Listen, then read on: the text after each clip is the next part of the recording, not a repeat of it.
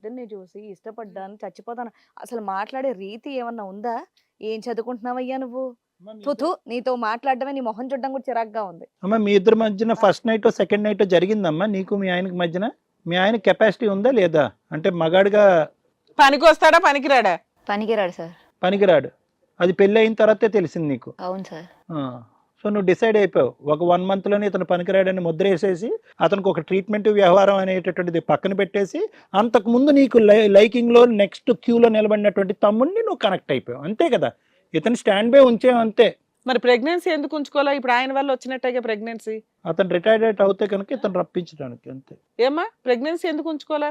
పోనీ ఆయన తండ్రి అని ప్రూవ్ చేసేదాను కదా. అవును మేడం. ఆయన డౌట్ వస్తుందనే. ఎవరి వల్ల వచ్చింది అది చెప్పు. ఎవరి వల్ల వచ్చింది ఆ ప్రెగ్నెన్సీ? హస్బెండ్ ఒక 2 నెలలు 2 months లేడు లేడు అలా డౌట్ వచ్చేస్తుందని తీసుకున్నావా? సో నీ ప్రెగ్నెన్సీ కారణం ఎవరు? ఇతనేగా. అవును సార్. సో అన్నయ్యతో పెళ్లి, తమ్ముడితో మరితో కడుపు అంతేగా. బాగుందమ్మా. అందుకే సార్ అని చెప్తున్నాడు దద్దమ్మని. ఎవరు? 2 నెలలు హాస్పిటల్లో. అరే మీ అన్నయ్య చేస్తే పెర్ఫామ్ చేస్తే చేస్తాడు, లేదంటే లేదురా. నీకేంటి దొరద? నచ్చిందండి అమ్మాయి. ఏంటి నచ్చటం ఏందిరా? వదిలి నచ్చటం ఏందిరా అసహ్యంగాని? నాకు అంతకన్నా ముందు కాలేజీలో తెలుసు అమ్మాయి. సో అంతకు ముందు నుంచే లవ్ ఉంది. మరి మా అన్నయ్య పెళ్లి అవ్వకముందే అన్నయ్యకి వెళ్ళి చెప్పొచ్చు కదా, నాకు నీకంటే తన మీద ఎక్కువ లవ్ ఉందిరా బాబు, నువ్వు తప్పుకో అని చెప్పొచ్చు కదా.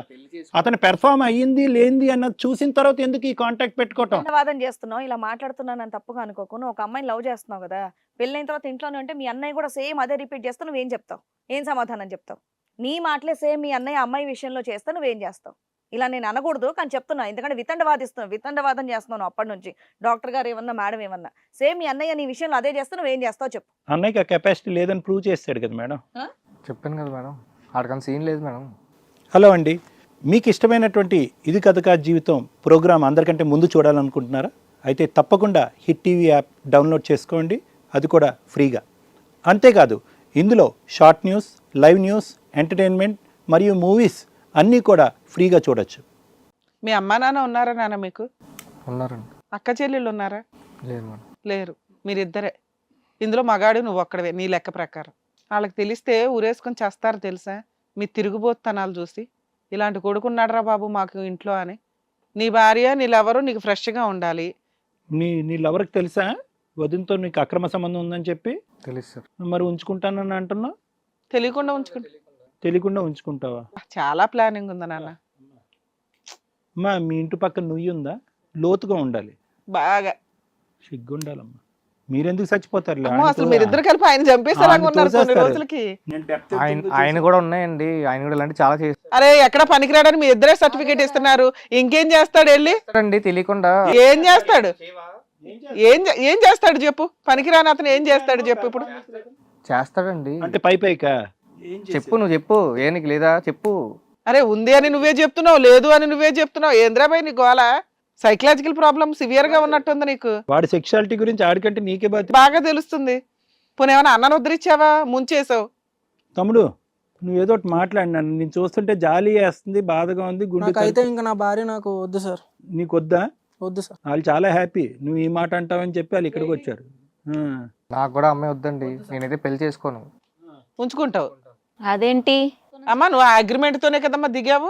ఇప్పుడు మీ ఆయన వదిలేస్తాడు అనగానే చెప్పాడు కదా, పెళ్లి చేసుకుని చెప్పాడు మేడం. పెళ్లి చేసుకుని అన్నయ్యకి భార్యగా ఉంటావు, దాని తర్వాత మరిదికి పోయి భార్యగా ఉంటావా? కాదు మేడం వినండి, ఆయన జీవితకాలం పెళ్లి చేసుకోకుండా ఈవిడ ఉంచుకుంటూ ఉంటాడట త్యాగంతో. అందు నమ్మి ఈవిడ ఇలాంటి ఎపిసోడ్స్ చేయడానికి ఆ ఫ్లైట్ లో ఎయిర్ బ్యాగ్స్ అని ఇస్తారు చూడు, వామ్తో వస్తే కక్కుకోవటానికి. మా ముగ్గురికి అలాంటి ఒక్కొక్క బ్యాగ్ ఇవ్వాలి ఇక్కడ. ఆ బ్యాగులు ఇస్తే మేము అందులో కక్కుంటాం. చండాలంగా ఉంది.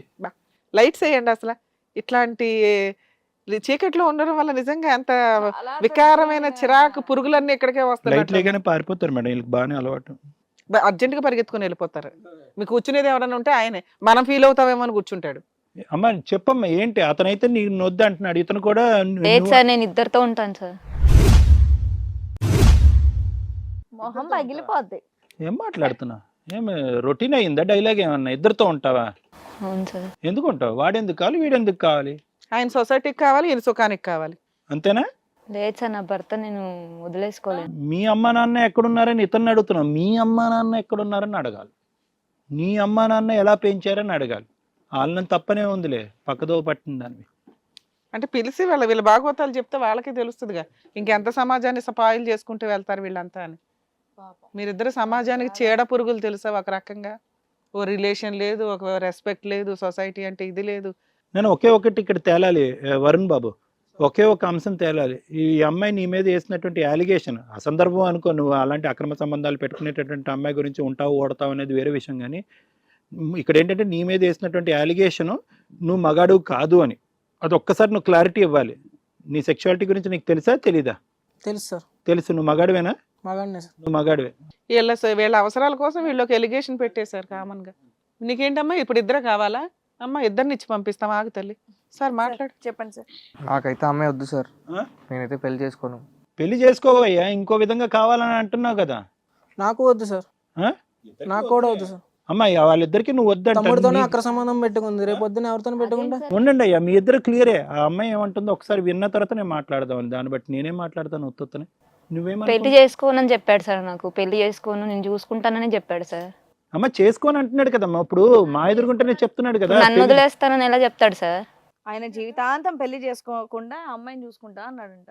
అది గుదిబండలాగా ఏలాడు ఆయన. ఇవన్నీ ఈ నెల రోజుల్లోనే చేసేసుకున్నారు. ఇంత ప్రామిసులు నిజంగా నమ్మసక్యంగా లేదు ఇది. పెళ్ళైన నెలకి సార్ 1 year అవుతుంది వీళ్ళ రిలేషన్. ఏం సరే. మనుషులయ్యా. మేడం నేను చెప్తాను వినండి. ఎన్ని కావ్యాలు రాసావో ఎంతమంది జీవితంలో. అమ్మ కావ్య, ఒకటి నువ్వు తెలిసి మాట్లాడుతున్నావో లేదంటే నీ మైండ్ డాష్ డాష్ అయ్యిందో నాకైతే అర్థం కావట్లేదు. అర్థమైందా? నిన్ను చూస్తుంటే కనుక అటువైపు అన్నీ తెలిసిన దానిలాగా అనిపిస్తున్నావు, ఇంకో విధంగా ఏమీ తెలియని దానిలాగా అనిపిస్తున్నావు. ఇక్కడ వెరీ క్లియర్ అమ్మ కావ్య. ఇక్కడ ఏంటంటే మీ ఇద్దరి యొక్క వరుణ్ నీకు నడిచినటువంటి ఏదైతే 2 సంవత్సరాల పాటు మా ప్రేమాయణం నడిచిందంతా అదంతా కూడా అబద్ధపు. అయితే వరుణ్ అయితే కనుక నిన్ను స్వచ్ఛంగానే ప్రేమించాడు, కానీ నువ్వు మాత్రం 2 పడవల్లో కాలెత్తి ప్రయాణం చేసావనేది నాకు చాలా గట్టిగా నా నమ్మకం. ఇక్కడ ఏంటంటే ఒక ఆడపిల్ల గురించి ఇలా మాట్లాడటం నాకు ఇష్టం లేదు, కానీ తప్పదు కాబట్టి నీలాంటి ఆడపిల్లలు కూడా ఉంటారు అని చెప్పి సమాజానికి తెలియాలి అనేటటువంటి ఉద్దేశంతో నేను చెప్తున్నాను. ప్రేమించినప్పుడు బహుశా అతనితో శారీరకపరమైనటువంటి ఆ అవకాశం దొరక్కపోవటం వల్ల వీడితో పెళ్లి చేసుకుందాం, లూప్ లైన్లో ఇంకొకరిని పెడదాం, ఆడు బయటోడైతే మనకెందుకులే, డైరెక్ట్గా బ్రదర్ అయితే కనుక యాక్సెస్ ఈజీగా ఉంటుంది, వీడికి పెర్ఫార్మెన్స్ ఉంటే కనుక, అంటే ఇతను పెర్ఫామ్ చేయగలడు, నాకు అనుకున్నటువంటి స్థాయిలో ఇతను పెర్ఫామ్ చేయగలడు అయితే కనుక ఇతను ఉంచుకుందాం, లేదు అంటే కనుక ఇతను వదిలేసి తమ్ముడితో ఆ లూప్లో వెళ్ళిపోదాం అనేటటువంటిది ముందుగానే ప్రీ ప్లాన్డ్గా ఆలోచించినటువంటి ఒక కథ ఇది. సో ఏదైతే కనుక పెళ్లి తర్వాత అతను వచ్చి నాతో వచ్చి నా ఎదురుగుంటా, నువ్వు ఇందాక అన్నావు కదా కావ్య, వచ్చి నేను చచ్చిపోతాను, నేను బ్రతకను అన్నాడు. ఇది ఎవరు నమ్మసక్యంగా లేదమ్మా. ఎందుకంటే కనుక సింపుల్ లాజిక్ ఏంటంటే చాలామంది నీ జీవితంలో నువ్వు చూడటానికి చక్కగానే ఉన్నావు. కాలేజ్ డేస్లో కానీ స్కూల్ డేస్లో కానీ నేను చచ్చిపోతాను కావ్య, నేను